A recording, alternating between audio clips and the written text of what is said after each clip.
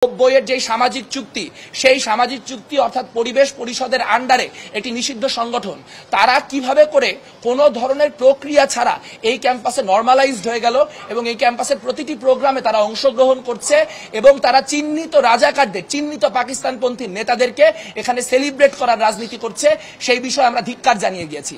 আমরা বলতে চাই যে ছাত্র শিবিরকে যদি নরমালাইজ করতে হয়, ছাত্র শিবিরকে যদি ক্যাম্পাসের রাজনীতিতে ফেরাতে হয়, তাহলে এই প্রক্রিয়ার মাধ্যমে বারবার প্রতারণার মাধ্যমে তা করা সম্ভব না। আমাদের কাছে গত 12ই আগস্ট যে লিয়াজো কমিটি, সেই লিয়াজো কমিটি বলে গিয়েছিল যে 90-এ প্রত্যাখ্যাত দুই ছাত্র সংগঠন অর্থাৎ ইসলামী ছাত্র শিবির এবং আপনার ছাত্র সমাজ এই দুটি সংগঠনের ব্যাপারে কি করা হবে তা পরবর্তী মিটিংগুলিতে সিদ্ধান্ত গ্রহণ করা হবে। কিন্তু আমরা অবাক হয়ে দেখতে পেয়েছি এরপর লিয়াজো কমিটি বলেই আর কোনো কিছু এক্সিস্ট করেনি।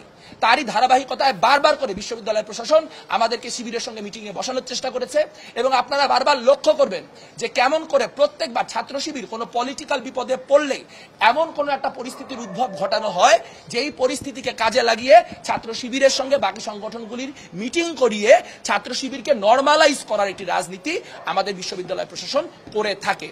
এবং এবারও আমরা দেখতে পেলাম, আপনাদের কাছে মিডিয়ার ফুটেজ রয়েছে, আপনারা সাক্ষী, আমাদের বিশ্ববিদ্যালয়ের যিনি প্রক্টর তিনি প্রত্যক্ষভাবে টিএসসিতে দাঁড়িয়ে গত 36শে জুলাই অর্থাৎ 5ই আগস্ট বলেছিলেন যে যারা চিহ্নিত রাজাকারদের ছবি এখানে টাঙালো তাদেরকে ক্ষমা প্রার্থনা করতে হবে এবং তিনি বলেছিলেন যে তিনি তার জায়গা থেকে পরবর্তী 2 দিন এই প্রোগ্রাম করার ব্যাপারে নিষেধ জানিয়েছেন।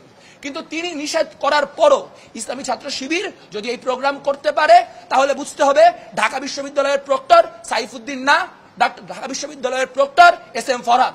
আমরা এস.এম. ফরহাদের প্রক্টরশিপে ঢাকা বিশ্ববিদ্যালয়ের করা অন্য কোনো মিটিংয়ে অংশগ্রহণ করব না। বারবার করে তারা একটা জিনিস নিশ্চিত করছেন, তারা বারবার করে বলছেন যে তারা গুপ্ত রাজনীতি করেন না, কিন্তু তাদের কাছে যখনই টক শোতে আলাপে যেখানে খুশি তাদেরকে জিজ্ঞেস করা হচ্ছে যে কেন তাহলে আপনারা আপনাদের যে তথাকথিত ভলেন্টিয়ার টিম বা ওই টিম সেই টিমগুলিকে প্রকাশ্য করেন না, তারা তখন বলেন ছাত্র শিবির আপনাদের মত অনুযায়ী রাজনীতি করবে না। এটা এক ধরনের ধৃষ্টতা। তারা নিজেরা ছাত্রলীগের ভিতরে অন্তর্ভুক্ত হয়ে দীর্ঘদিন বিভিন্ন অন্তর্ঘাতে যুক্ত ছিল। আজ তারা বামপন্থীদেরকে বলতে এসেছে যে তারা কুসুম কুসুম বিরোধিতা করে রাজনীতি করছে। আপনারা ছাত্রলীগ আমলে এস.এম. ফরহাদ, সাদিক কায়েম তাদের ছবিও দেখেছেন, মেঘমল্লার বসু, মাইন আহমেদ তাদের ছবিও দেখেছেন। আপনারা সেগুলির বিবেচক, আপনারা শেষ বিচারে সেগুলি জাজ করবেন। কিন্তু একটা কথা স্পষ্ট করে বলে রাখা দরকার যে কোনোভাবেই কোনো ধরনের গুপ্ত বৃত্তির সঙ্গে যারা জড়িত তাদেরকে পলিটিক্যাল স্পেস দেওয়া যাবে না। কারণ তারা সাধারণ শিক্ষার্থী নামকে ব্যবহার করে যেরকম সাধারণ শিক্ষার্থীদের যে রাজনৈতিক এজেন্সি সেই এজেন্সি নাই করে দিচ্ছেন, একইভাবে আমরা দেখতে পাচ্ছি তারা কোনো পলিটিক্যাল প্রবলেমে পড়লেই সাধারণ শিক্ষার্থীর নামে তাদের নিজস্ব মব লেলিয়ে দেওয়ার মধ্য দিয়ে বিশ্ববিদ্যালয় প্রশাসনকে নানা রকম কাজ করতে বাধ্য করছেন। আমরা একই সঙ্গে বলেছি যে হলের যে প্রসঙ্গ সেই প্রসঙ্গে আসলে আবাসন সংকট যেটি, সেই আবাসন সংকট দূর করার জন্য কাজ করতে হবে। আপনার বিশ্ববিদ্যালয় প্রশাসনকে নিরপেক্ষ ভূমিকা গ্রহণ করতে হবে এবং ক্যাম্পাসে নতুন বা পুরাতন যে কোনো সামাজিক চুক্তি করার মধ্য দিয়ে নিশ্চিত করতে হবে যাতে করে কেউ এটি ভায়োলেট করতে না পারে এবং ভায়োলেট করলে তার শাস্তি কি হবে এবং বাকিরা তার বিরুদ্ধে কিভাবে সংঘবদ্ধভাবে লড়বে তাই নিয়েও আমরা কাজ করব, সেই আশ্বাস আমরা দিয়ে এসেছি। তবে একটা কথা স্পষ্ট যে 71 এবং 24-এর গণহত্যাকারী যেই সংগঠনগুলি, গণহত্যার পৃষ্ঠপোষক, গণহত্যার উত্তরসূরি যে সকল সংগঠন, তাদের সঙ্গে কোনো ধরনের নেগোসিয়েশন চলবে না। অবশ্যই এই দায় বাংলাদেশের সকল বুর্জোয়া রাজনৈতিক শক্তির। এই দায় প্রাথমিকভাবে আওয়ামী লীগের, যারা 1971-এর পরে তাদের কোনো বিচার করতে সক্ষম হয় নাই। এই দায় বিএনপির, যারা তাদের সঙ্গে জোটবদ্ধভাবে রাজনীতি করেছে। এই দায় আওয়ামী লীগের, কারণ তারা 96 তত্ত্বাবধায়ক সরকার আমলে জামাতের সঙ্গে গাঁটছড়া বেঁধেছে। এই দায় এখন এনসিপি, যারা এই মুহূর্তে জামাতকে পেট্রন করছে। এটা আমাদের দুর্ভাগ্য যে একটা গণহত্যাকারী দলকে বারবার করে নিজেদের কাজে লাগানোর জন্য বৃহৎ যে বুর্জোয়া শক্তিগুলো তারা নানান রকম ভাবে তাদেরকে কাজে লাগান। কিন্তু এক্ষেত্রে একটা কথাও স্পষ্ট করে বলা দরকার যে 2001 থেকে 2005 যে আমল, সেই আমলে ছাত্র শিবির এবং ছাত্র দলের মধ্যে অসংখ্য সংঘর্ষের ঘটনাও আপনি দেখাতে পারবেন।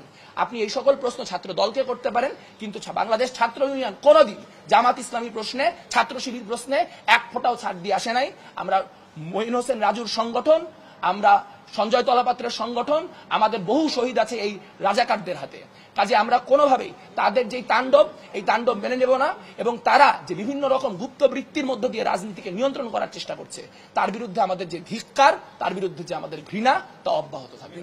ঐক্য বলে এই মুহূর্তে কোনো কিছু থাকা সম্ভব না, কারণ আমরা দেখতে পেয়েছি একটি ছাত্র সংগঠন বারবার করে, একবার তারা চিহ্নিত রাজাকারদের ছবি আপনার টিএসসিতে টাঙাবে, তার পরবর্তীতে তারা গুপ্ত বৃত্তির মধ্য দিয়ে রাত 12টার সময় মিছিল নামাবে, এবং তারা সাধারণ শিক্ষার্থীদেরকে বারবার উস্কানোর মধ্য দিয়ে, সাধারণ শিক্ষার্থীদের সেন্টিমেন্টকে ইউটিলাইজ করার মধ্য দিয়ে বারবার একটা মব পরিস্থিতি সৃষ্টি করবে।